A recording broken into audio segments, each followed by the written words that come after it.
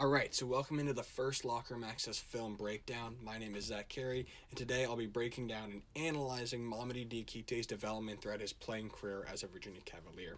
So obviously everybody's devastated for Mamadi and Braxton, that their careers have come to such a sudden conclusion is a shame, but this takes something away from their accomplishments and what they mean to the UVA basketball community. Now, before we dive into the film and Mamadi's development, here's just a bit about me. So as I mentioned, my name is Carey, and I'm a contributor to Locker Room Access. Most notably, I've been writing for the LRA blog since late October, primarily covering UVA basketball. Also, you may know me from my work on Instagram, where with my brother I run the NBA Who's family of accounts, following former Virginia players in the NBA. So with that out of the way, we'll jump into the film.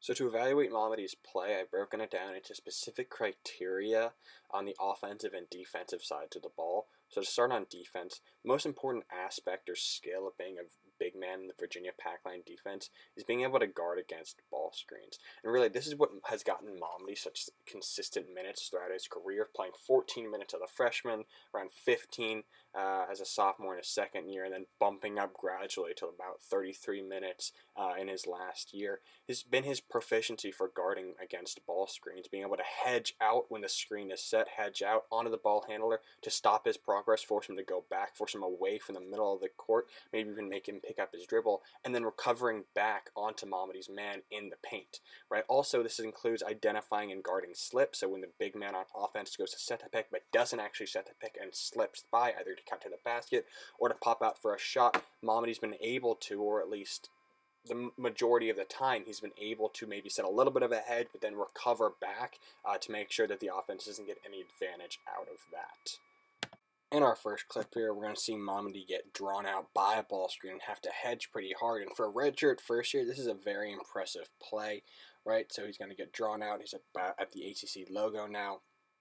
He gets drawn out by the ball screen from the day, but he makes the ball handler pick up his dribble and then throw it back away from the middle of the court. That's perfect defense from Mamadi. Same thing again here, right? He turns the offensive player away and makes him go back in the corner where he can then recover, so Mamadi can recover easily. Now this hedge is a little bit poor, right? He makes contact and doesn't force Seth Allen back, but he still gets back on the recovery, even if it's a little bit slower because of the contact that he makes. Right now in this next clip, we're going to see a dribble handoff and a slip, right, that Mamadi has to play. He recognizes it pretty well, so here comes the slip. They make the pass, and Mamadi makes a big old drop step to make sure that the offensive player can't get by him. Right, then again here, we're going to get another dribble handoff, or another ball screen here. Right, so, the ball screen, he hedges, right, and then is able to recover because he makes the offensive player pick up his dribble and throw the ball away from the middle of the court, right? That's the key here.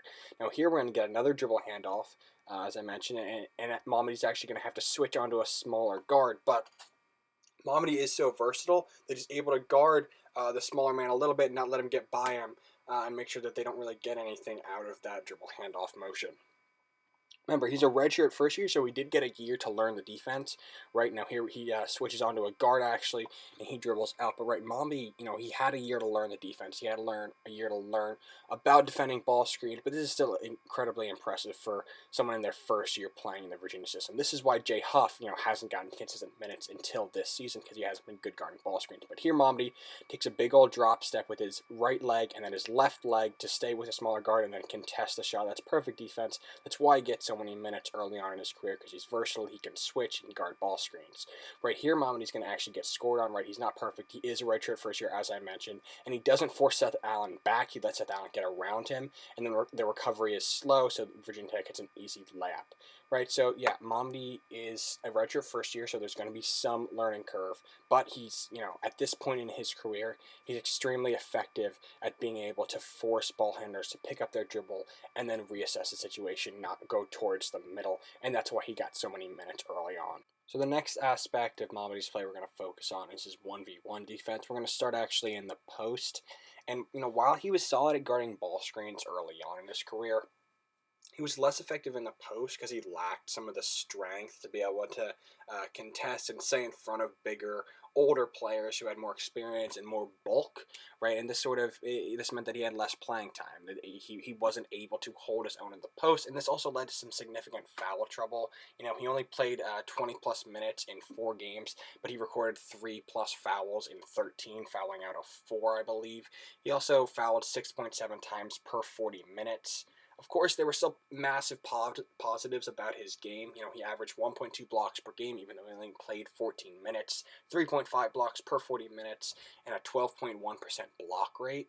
But what we see from Mamadi over the years past his first year playing is his defensive development outside of just shot blocking, where he focused more on positioning and being able to move his feet rather than relying so heavily on his shot blocking prowess.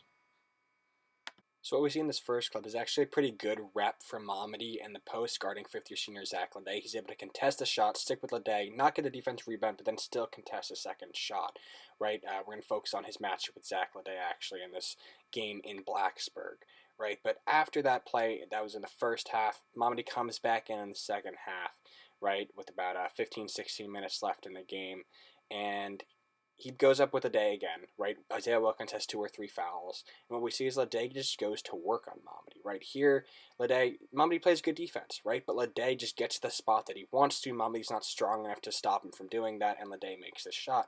Same thing again here, right? Leday is going to get good positioning inside, right? He's going to get a good post pass, right? Nice little bounce pass there, and then Mamadi's not strong enough to stay in front of Leday, right? To significantly cut into his minutes as a first year in his first year playing, right? Again, here it is. Leday's actually in the paint when he catches that ball. That means Mamadi's not able to keep Leday away from where he wants to go, and he lets Leday get what he wants, right? Again, we see the replay here, right? Mamadi doesn't really foul him that poorly, right? His arms are straight up, right? He's playing good positional D, but because Leday is stronger, more experienced, he knows what he wants, he knows how he can get there, and Mamadi just still has a little bit of that baby giraffe aspect. But what we see from Mamadi is, there are flashes. There are flashes of elite defensive potential, right, early on, especially in the post. But we see that, he's going to need to put on some bulk, right? This is what we saw in his first year playing. And there are good signs that he's going to be that next guy, that next big-time defender. But he needs to put on the bulk. He needs to expand. He needs to get more experience, and he needs to learn, right? He's still hasn't been playing basketball for that many years in his first year at this point, as we're seeing now. But, there's potential there. So now focusing on help defense, right? In his first couple of years, Mamadi, as I mentioned, struggled with some foul trouble. And he struggled really to time out his help defense, specifically going over to block shots as guards got beat, right? Beat to the rim, and then Mamadi came over to help. But by his second, and then really in his third year, Mamadi sort of got down pat the help defense as acting as a defense's cleaner upper, right, with DeAndre Hunter guarding the other team's star wings and Jack Soll taking on the responsibility of guarding the best centers. Mamadi was free to focus on that off-ball help role, being that cleaner upper on the backside to block shots, right? He's able to take on that role in the defense where, he's sort of free to roam. He was able to do what he wanted. Obviously he's still got to play in the pack line, but he sort of gained the trust of Coach Bennett, of the coaching staff, to be able to say, hey, Mamadi, you're going to go clean everything up for us on the back end if somebody like Kyle or Ty gets beat off the dribble. Now, some of that, ill-advised playoff ball sort of where he commits a lot of fouls. You see here in this play from Mamadi where he tries to help out, but he's just kind of swinging his arms, right? He gets the Davidson player right on the arm. This is something that we saw a lot through the early really first and second year for Mamadi, before then moving on later in the years and being able to help defense. Now this is actually in his first year in that Virginia Tech game, right? And Mamadi's able to help defensively without fouling, contest a shot well. So there's some of that there you could see early on. He's got the basic principles down, but sometimes he's just a little bit, he's trying too hard to make a play, right? Again, here we see good help defense, right? He stops the drive and contests, but isn't able to block the shot. Obviously, he gets the job done still. But then into his third year, right, all of a sudden he's a shot blocking menace. He's gotten the timing down. He's figured out the defense. He knows what he has to be, and the defense is strong enough that they can allow him to play that sort of roamer role off ball, guarding some of the less important, less dangerous players. This game against Notre Dame, I believe he had 4 or 5 blocks, right? Just sort of going to work off ball. You got Jack Soll guarding the center and DeAndre Hunter guarding, whoever they need to on the wing. Mamadi is able to do what he wants off ball. Again, here's helping out off ball, times it up on the drive as that's Pfluger gets past Kyle Guy, and then again here, right, just playing off ball, working in that helping role, always keeping an eye on the ball. Here he's in the paint, right? He goes over and blocks that shot, right? He's always aware, he's always watching, and this is sort of what his role was last year on defense. Right here we see gets over and times that to perfection, gets that ball off the backboard. And again here, right, you see how far away he is from his man? He's 4 or 5 feet away because he's already in that helping position. This is part of the pack line defense. He's already going over there once he starts seeing the player drive. It's all about help defense, and Mamadi's shot blocking ability plays perfectly into that.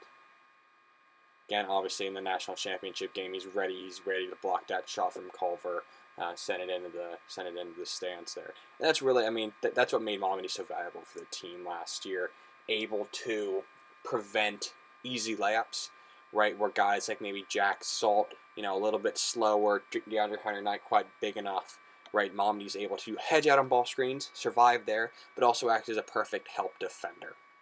Now, another aspect of Mamadi's game that has made him so invaluable has been his development as a perimeter defender. Early in his career, we saw flashes of his ability to guard against drives from big men, but this year he took a leap and started to guard players like Anthony Lamb, Jordan Nwora, and Cassius Stanley, who do the vast majority of their damage from the outside.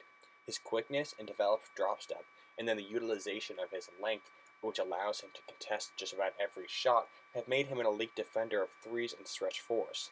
This aspect of his game is especially critical for his chances to succeed at the next level, as at 6'9", to play in the NBA, he'll likely have to guard players who play primarily on the perimeter.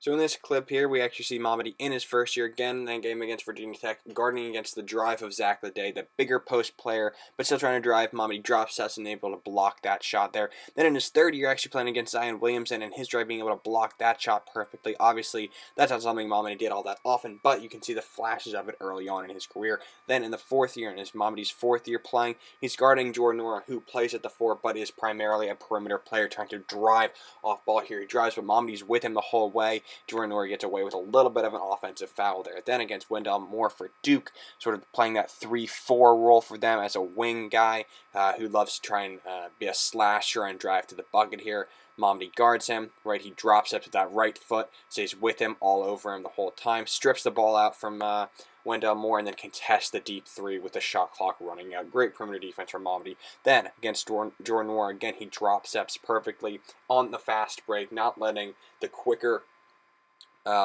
shiftier player in Nwora get by him, right? More perimeter defense there. Stellar job from Mamadi. And then against Anthony Lamb, a similar player to Nwora early in the year for the Vermont Catamount, we see Mamadi guarding on the perimeter there, right? I mean, he's outside the three-point line playing that point role in the defense, right? Lamb tries to drive, and Mamadi drops us with him. He comes out. Mamadi is proactive. He goes and steals the ball, trying to keep Lamb on his toes, trying to disrupt any play on the perimeter. Again against Nwora here, this time in Louisville. Nora's going to come, set a little screen here, but it's going to slip it. Mamadi realizes that perfectly, as I've talked about earlier in this video, and then tries to drive on Mamadi, but he drop steps, stays with him, contests, and Nora makes a nice step back jumper. Then again against Nwora, Nwora tries to drive, Mamadi drops steps, stays with him, drops steps again. Great defense there. This is just what Mamadi can do. Then in Louisville again, Nora's going to try and drive to the bucket here, but Mamadi's going to stick with him, where he drop steps that left foot right away off the drive, right, and is able to contest the shot, even takes a little bit of a push off from Nwora, and still is able to force a miss. And this is really what makes Mamadi such a valuable piece, right? Not only offensive end, on the defensive end, he's able to guard bigs right by the end of his career, but he's also able to guard guys on the perimeter and can shut them down if the team needs him to, and this is also going to benefit him moving forward as he tries to succeed in the pro ranks. I should also mention, it's obvious, Mamadi's role in the defense changed in his last year. In his final year, his block numbers went down. He averaged 1.3 blocks per game compared to 1.7 the year before, and a 5.1% block rate compared to 12.1% in the national championship season. But that's to be expected, as he played only 31% of his minutes at center this year compared to 78% of his minutes at the 5 as a redshirt junior. So that's due to the emergence of Jay Huff, as Mamadi was guarding those perimeter players more while Huff protected the paint. And because Mamadi had to guard the opposing team's scoring threat, either in the post or on the wing, Mamadi had fewer opportunities to work as a help defender. So back to his post defense, in year 3 specifically, Mamadi started to display some more strength and ability to guard in the post, but still at times opposing bigs were able to take advantage of their superior size. Into his 5th and final year as a Cavalier, though, Mamadi really blossomed as a post defender, while he was often tasked with guarding perimeter players, when he was asked to guard centers, he did awfully well, dispelling some of the concerns that plagued him early in his career. In fact, this season, he only committed 2.4 fouls per 40 minutes, and he's obviously gotten a great deal stronger and has learned how to guard in the post.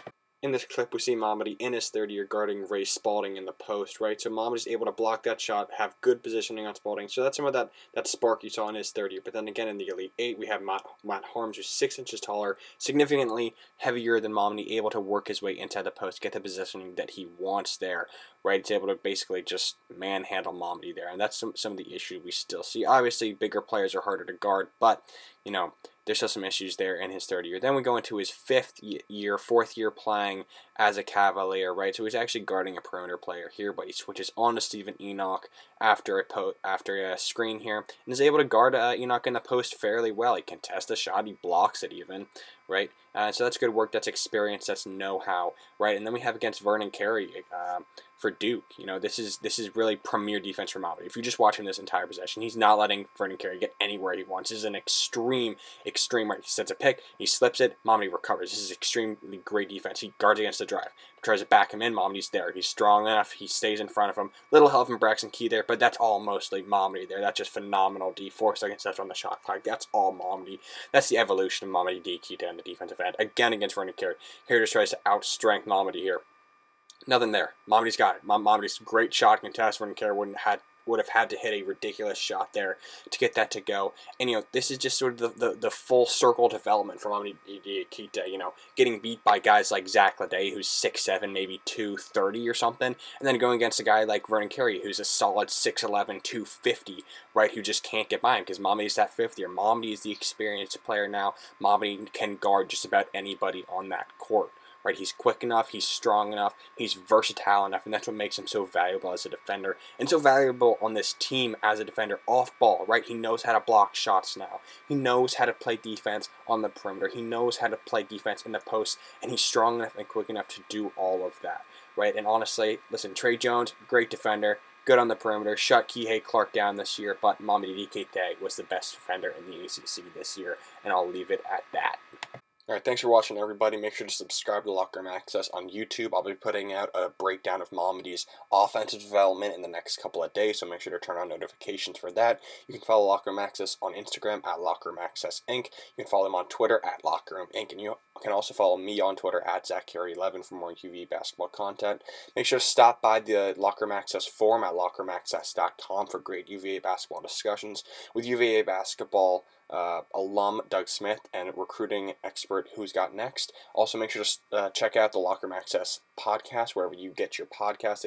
An episode came out just today with Cody Statman. I know there's a couple days ago there's one with Thomas Oldatensa and Grant Kersey. Also, make sure to stop by the Locker Room Access shop for great, unique UVA basketball merchandise. Thanks for watching, everybody, and go Who's.